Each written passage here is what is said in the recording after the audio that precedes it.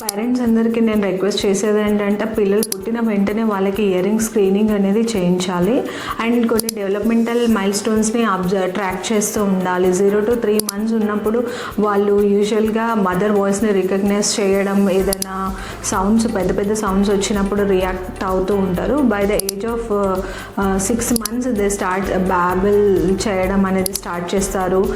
Sound సోర్స్ని sound రాగానే అక్కడ తిరిగి చూస్తారు. 1 yearలో కొన్ని వర్డ్స్ చెప్పడం స్టార్ట్ చేస్తారు అండ్ కమాండ్స్ కూడా ఫాలో అవుతారు.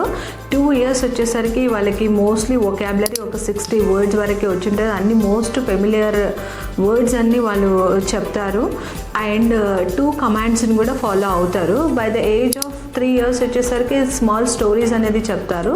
So by the age of 4 years వచ్చేసరికి టెన్సెస్, ఆపోజిట్స్ అవన్నీ చెప్పగలుగుతారు. బై ద ఏజ్ ఆఫ్ 5 yearsలో వాళ్ళు షార్ట్ స్టోరీస్, కాంప్లెక్స్ సెంటెన్సెస్ అర్థం చేసుకోవడం, WH క్వశ్చన్స్కి ఆన్సర్ చేయడం అండ్ క్వశ్చన్స్ అడగడం అలాంటివి చేస్తారు.